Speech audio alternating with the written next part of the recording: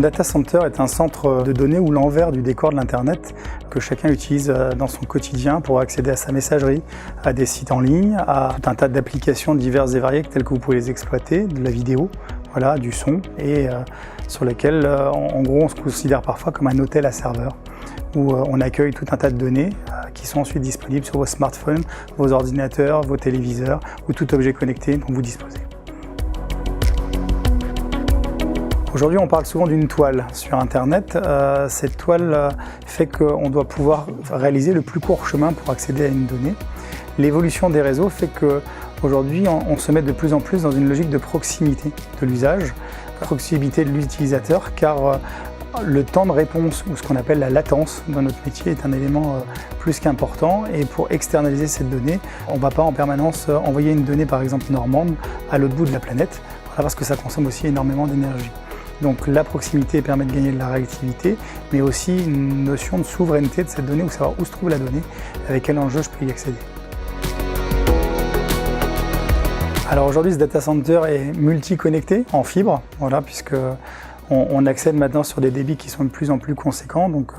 différents réseaux, différents opérateurs qui nous permettent de boucler notre continuité de service. Donc même en sortant d'un data center, on a des câbles qui rentrent d'un côté, qui sortent de l'autre, et qui nous permettent de disposer de réseaux le plus rapidement possible et d'une redondance pour assurer la continuité de service aux clients. Les câbles sont fondamentaux. Aujourd'hui, même si on nous parle de plus en plus de réseaux 5G, etc., pour nous, la continuité et la disponibilité du service se fait dans un point à point où on peut garantir un débit, mesurer les débits, mesurer les flux en permanence et s'assurer de ce dont on a besoin pour pouvoir offrir une qualité optimale. Tout câble acheté en data center est généralement de la meilleure catégorie possible. C'est-à-dire que quelque part, on a des normes sur des câbles, on a des logiques effectivement de labels et autres, et on vient faire très attention à la logique d'utilisation ou à la qualité dont on va pouvoir avoir bénéficié, autant pour des questions de continuité, de service, de température, d'usage effectivement sur les débits, et pouvoir s'assurer aussi une évolution dans le temps.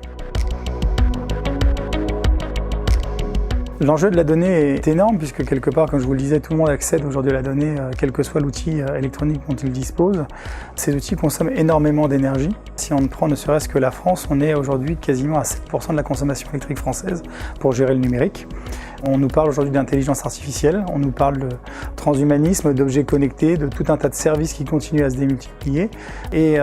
ce besoin énergétique va aller en croissance absolue.